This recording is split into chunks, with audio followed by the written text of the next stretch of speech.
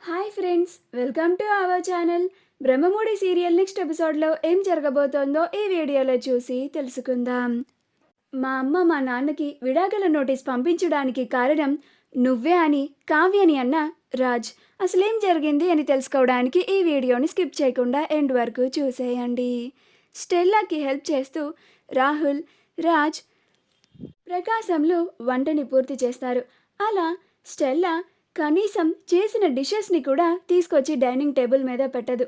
అప్పుడు రాహుల్, ప్రకాశంలో ఇద్దరు స్టెల్లా మాయలో పడిపోయి సెల్ఫీస్ దిగుతూ ఉంటారు.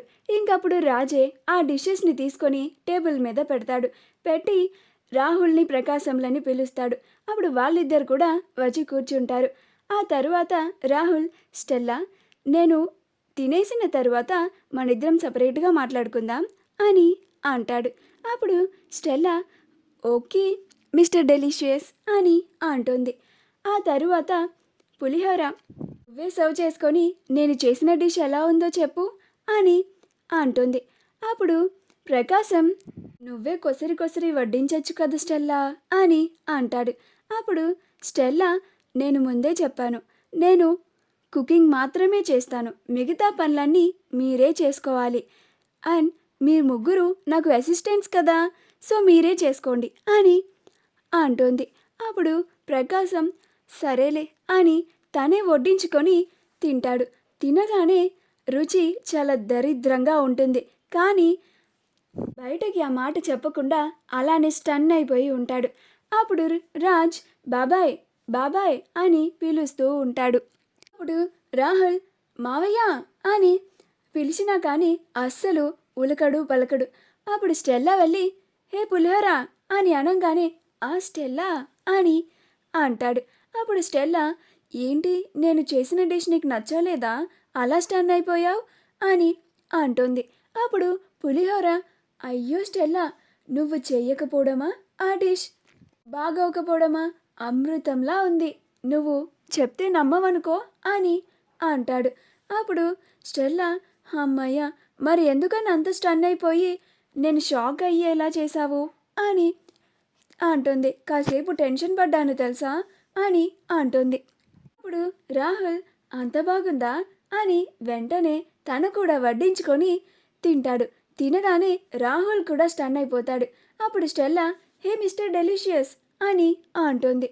అప్పుడు రాహుల్ ఆ స్టెల్లా చాలా బాగుంది అని కావాలని స్టెల్లా ముందు అంటాడు. అప్పుడు రాజ్ కూడా వీళ్ళిద్దరూ ఇంత ఓవర్ యాక్షన్ చేస్తున్నారేంటి, నిజంగానే బాగుందా అని రాజ్ కూడా సర్వ్ చేసుకొని తింటాడు. తినగానే చాలా చండాలంగా ఉంటుంది. వీళ్ళిద్దరూ ఎందుకు నిజం బయట పెట్టలేదో ఏమో, అయినా కావ్య ఎదురుగా ఉంది కదా, ఇప్పుడు డిష్ బాగోలేదు అంటే నన్ను వేలెత్తి చూపించి అందరూ నన్ను వెక్కిరిస్తారు, ఏడిపిస్తారు అని అనుకొని అవును స్టెల్లా చాలా బాగుంది అని రాజ్ కూడా అంటాడు. అప్పుడు స్వప్న, ధాన్యలక్ష్మిలు కూడా ఆ డిష్ని వాళ్ళు సర్వ్ చేసుకొని తిని ధూ అని పక్కన ఊసేస్తారు. ఇప్పుడు ధాన్యలక్ష్మి ఇదేం బాగుంది, దీని మొహం లాగానే ఉంది అని అంటోంది.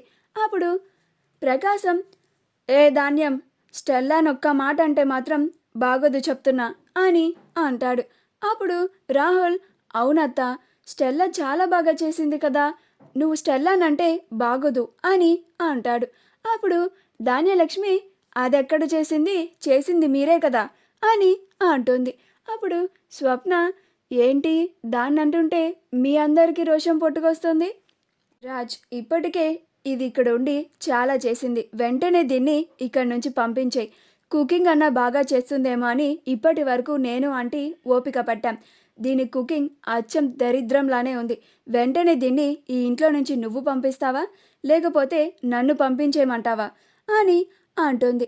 అప్పుడు రాజ్ ఎవరికి నచ్చినా నచ్చకపోయినా మా ముగ్గురికి నచ్చింది, స్టెల్లా ఎక్కడికి వెళ్ళదు, ఇక్కడే ఉంటుంది, స్టెల్లా నువ్వు రోజు ఇలానే వచ్చి కుకింగ్ చేసి వెళ్ళు అని అంటాడు. అప్పుడు స్టెల్లా ఓకే చెర్రీస్ అని అంటుంది. అప్పుడు స్వప్న సరిపోయిందిలే, మీ ముగ్గురికి ఈ అసిస్టెంట్ జాబే నచ్చినట్టుంది, మీ ముగ్గురే రోజు ఆ స్టెల్లాకి అసిస్టెంట్ లాగా పనిచేస్తూ ఇంటి పని మొత్తం మీరు చేసి కానీ దానికి మాత్రం 1,00,000 రూపాయలు జీతం ఇవ్వండి అని అంటుంది. రాహుల్ స్టెల్లా చేసిన దానికి 1 లాక్ చాలా తక్కువ స్వప్న అని అంటాడు. అప్పుడు స్వప్న, ఏంటి రాహుల్, 1 లాక్ చాలా తక్కువ, ఒకసారి గదిలోకి రా నీ సంగతి చెప్తాను అని అంటుంది. అప్పుడు స్టెల్లా, ఓకే గాయ్స్ బాయ్, నేను వచ్చిన పని పూర్తయింది కదా, నేను మళ్ళీ రేపు వస్తాను, బాయ్ చెర్రీస్, బాయ్ పులిహోర, బాయ్ డెలీషియస్ అని చెప్పి వెళ్ళిపోతుంది. అప్పుడు వాళ్ళ ముగ్గురు బాయ్ స్టెల్లా అని అనుకుంటూ చెప్తారు. అప్పుడు కావ్య, ఆ స్టెల్లా వెళ్ళిపోయి చాలాసేపు అయింది, ఇక బాయ్ చెప్పింది చాలు, ముందు తినండి అని అంటుంది. ఇప్పుడు ప్రకాశం, ఇదేంటిరా రాజ్, స్టెల్లా అప్పుడే వెళ్ళిపోయింది అని అంటాడు. అప్పుడు రాహుల్, అవును మావయ్య, నాకు కూడా చాలా బాధగా ఉంది, స్టెల్లా అప్పుడే వెళ్ళిపోయిందేంటి అని అంటాడు. అప్పుడు ప్ర ప్రకాశం రాహుల్ల మాటలు విని స్వప్న ధాన్యలక్ష్మిలకు కోపం వస్తుంది. అప్పుడు వాళ్ళిద్దరూ చాలా కోపంగా వాళ్ళిద్దరిని చూస్తూ ఉంటారు. అప్పుడు వాళ్ళిద్దరూ, ఆ వదిలే, వెళ్ళిపోతే వెళ్ళిపోని, మనకెందుకు అని సైలెంట్గా తింటూ ఉంటారు. ఆ తరువాత కాసేపటికి సార్ కొరియర్ అని ఒక అతను వస్తాడు. అప్పుడు రాజ్ వెళ్ళి ఆ కొరియర్ని తీసుకొని సైన్ చేసి కొరియర్ని తీసుకొని లోపలికి వస్తాడు. అప్పుడు సుభాష్, ఏంట్రా కొరియర్ అని అంటాడు. అప్పుడు రాజ్, చూస్తున్నాను డాడీ అని ఓపెన్ చేసి మొత్తం చదువుతాడు.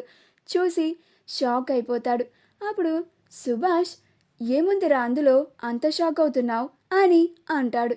అప్పుడు రాజ్, మమ్మీ నీకు విడాకుల నోటీస్ పంపించింది డాడీ అని అంటాడు. ఆ మాట వినగానే సుభాష్, ఇందిరాదేవి అందరూ ఆశ్చర్యపోతారు. అప్పుడు కావ్య, అత్తయ్య గారు మావయ్య గారికి విడాకుల నోటీస్ పంపించడం ఏమిటి అని ఆశ్చర్యపోయి అడుగుతూ ఉంటుంది.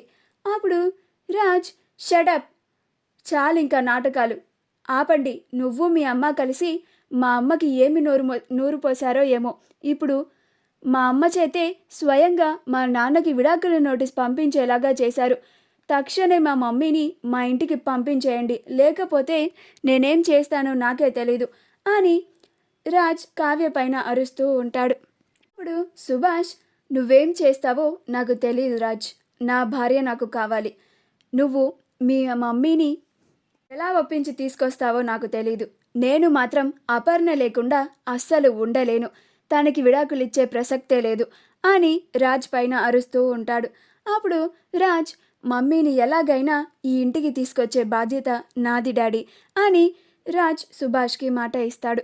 మా వీడియో కనుక మీకు నచ్చినట్లయితే లైక్ చేయండి, షేర్ చేయండి, మా ఛానల్ని సబ్స్క్రైబ్ చేసుకోండి, పక్కనే ఉన్న బెల్ ఐకాన్ని క్లిక్ చేయడం మాత్రం మర్చిపోకండి.